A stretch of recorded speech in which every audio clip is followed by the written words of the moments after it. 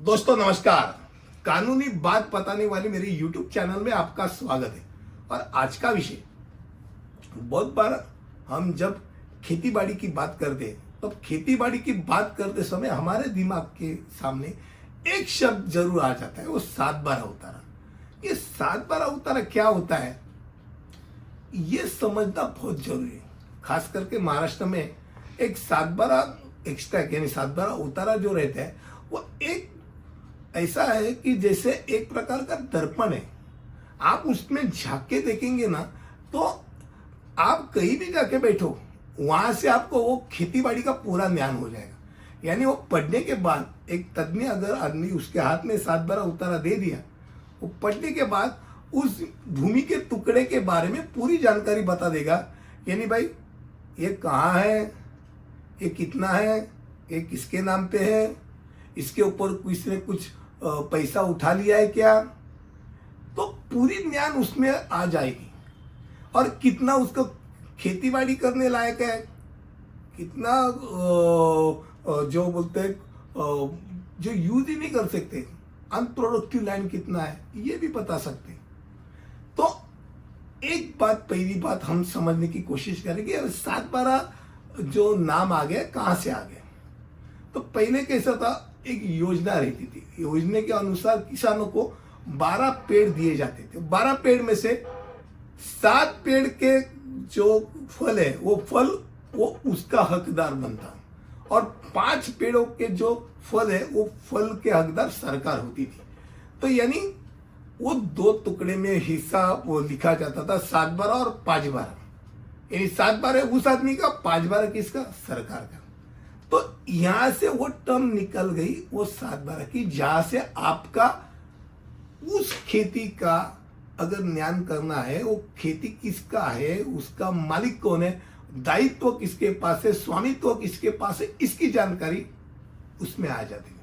अब 7/12 जब भूमि अधिकार रिकॉर्ड अगर देखना है, 7/12 उतारा जब हम देख लेते हैं तो उसमें उस जिले का नाम आ जाता है, ये भाई कहाँ, कौन से डिस्ट्रिक्ट में, वो गांव का नाम आ जाता है। इतना ही नहीं, उस खेती के लिए कुछ अलग सा नाम दिया गया। उस टुकड़े का कोई भी नाम हो, वो टुकड़े का नाम भी आ जाता है। कुछ भी, बटला जमीन, ऊपर वाला टुकड़ा, कुछ भी जो उसके लिए नाम जो होता है, अलग सा नाम है। हर एक का अलग अलग नाम होता है, जो नाम है वो नाम भी लिखा जाता है। फिर सर्वे नंबर आ जाता है, सर्वे नंबर आ जाता है, गट नंबर आ जाता है, वो कितनी बड़ी खेती है वो आ जाती है। उस खेती में खेती के योग्य कितनी है और खेती के अयोग्य कितनी है, ये पूरा उसमें जानकारी होती है। यानी पोट खराबा यानी खेती के योग्य नहीं, और जो सुपीक जमीन होती है उसके बारे में अलग, बागायती जमीन अलग रहती, ये दोनों की जानकारी उसमें रहती है। उसकी मालिकाना का उसमें उल्लेख होता है।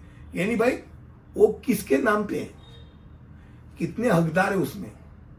फिर सबसे अहम बात होती है लास्ट में, उस पे किसका कर्जा है क्या। एक कर्जा है तो कर्जा उधर लिखा जाता है, और कोई कुल हो तो कुल की आपको जानकारी वहां मिल जाती है। ये एक कागज पढ़ने के बाद उसकी पूरा हिसाब हो जाता है। ये है 7 नंबर। और 12 नंबर कैसा होता है, वो उस कृषि का विशेषता बताती है, वो जो वहां खेती होने वाली है उसकी विशेषता बताती है, उसका विवरण होता है, जिसमें फसलों का पंजीकरण होता है, फसल के प्रकार होते हैं, और उसकी भूमि की आदि उसकी जानकारी उसमें दी जाती है। यानी 7 और 12 ये दोनों फॉर्म पढ़ने के बाद पूरी जानकारी उस खेती के बारे में आपको मिल जाती है।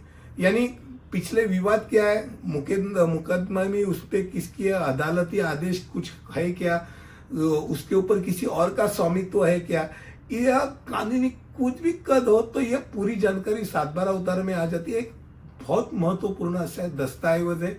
खास करके महाराष्ट्र में तो बहुत बार ये सुनने को आता है, खेती बाड़ी हो तो आता ही आता है। जाते जाते एक बात जरूर बताना चाहता हूँ कि ध्यान रखने वाली ये बात है कि ये 7/12 उतारा और अगर आप बोलेंगे कि प्रॉपर्टी कार्ड, इन दोनों में क्या फर्क है, तो एक अहम फर्क क्या है कि ग्रामीण क्षेत्र के लोगों के लिए वो 7/12 होता है और जो शहरी लोगों के लिए वो प्रॉपर्टी कार्ड यानी संपत्ति का कार्ड वो उसका जो विवरण है वो बताते हैं। मुझे लगता है आज कम शब्दों में आपके सामने मैंने 7/12 एक्सट्रैक्ट 7/12 उतारे के बारे में आपको जानकारी दी। ऐसे अलग अलग वीडियो में आपके सामने लेके आऊंगा, अलग अलग विषय लेके आऊंगा।